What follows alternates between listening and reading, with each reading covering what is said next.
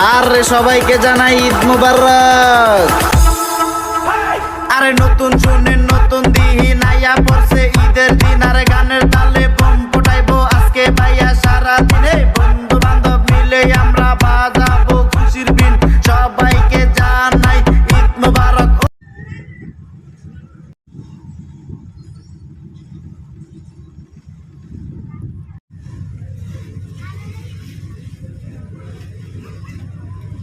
এই uncle video বানাবি না?